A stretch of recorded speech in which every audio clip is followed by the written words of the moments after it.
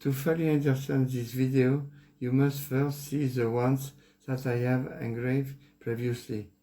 As neurosis, I designate the perception of an element integrated by a sensation prejudicial to the one who suffers it, which results from the capture of a particular stimulus. As a consequence of this, it is understood that the neurosis can manifest in the form of phobia, fears, etc., and evoke the feeling of fear, anxiety, sad, etc. The generating element of a neurosis can be loneliness in front of a vast space, the capture of a recurrent threat, the pain caused by a chronic disease, etc. This element, in order to provoke this disorderous classes, must be accompanied on the basis of proper learning, often involuntarily performed by the perception of a sensation prejudicial to the one who feels it, as those of isolation, fear, pain, sad, etc. Hence, this pathology can be initiated on the basis of the repetition of the same negative circumstance, such as the repetition of being alone and for the reason feeling anxious.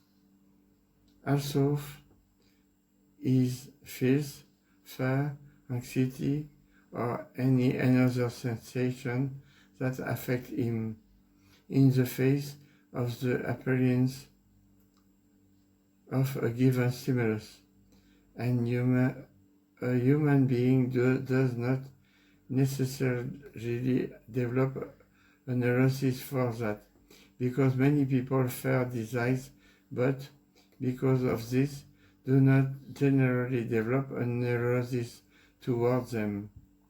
For this to happen, the stimulus that generates it, which I call harmful, must satisfy to very particular requirements, which are the situations that cause the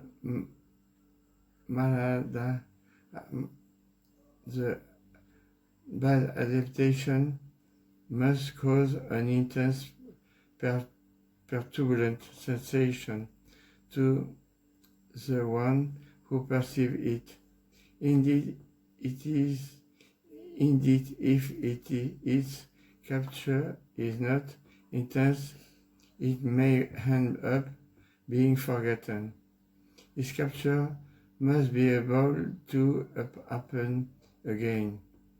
For if this perceptibility cannot be renewed, it will not be learned and will end being forgotten, which means it will not cause neurosis. Indeed, if a city dweller is affected by a tsunami once in his life, he can be very scared during its occurrence. But as this class of circumstance is rare, also he then remembers being scared during his occurrence, as he knows he will not experience this kind of experience again. He cannot become neurotic because of it. These requirements are understood on the basis that when the capture of this type of stimulus is intense and can be repeated, the memory of this stimulates that of the fear previously perceived, which becomes more and more acute, and hence with to turn into neurosis. For this, a person who has been assaulted on a public road several times can develop a neurosis when he must continue to roam the street, fearing to find himself again in the presence of a criminal. Hence, the possibility of recurrence of these events implies that more reiterated is evocation and more acute because becomes the anguish felt during each new rememberation of it, something that implies the formation of a neurosis about it. For example, a 2-year-old child who is facing a hug dog barking at him may be frightened that he can remember the episode for the rest of his life. Then, when he sees another example of this animal, he can remember the fear that he had been glimpsed before, though it is very mild. From this, it is understood that the following reiteration of perception of this type of animal can end by causing him to generate a neurosis toward this one. In addition, a person who has suffered from anger in his youth for economic reasons for many years can feel a real panic to be poor. As a result of this, she may become miserly or emissive.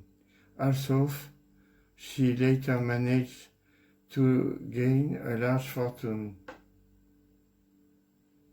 This example shows very clearly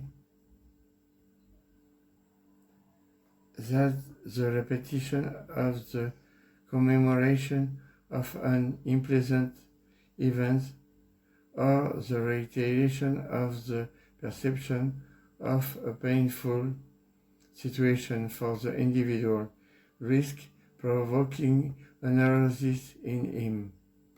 In addition, we note that also sometimes apparently he no longer remembers the context of the learning of his neurosis because of the occurrence of the phenomenon of dissociation analyzed in the functioning of the brain, that whoever suffers it continues to suffer this type of disturbance when he captures the stimulus that causes it.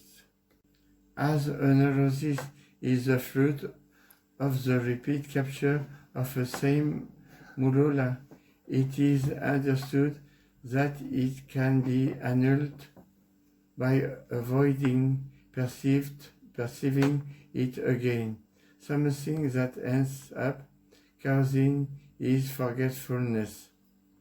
We can also finish this pathology according to the occurrence of the phenomenon surpassing,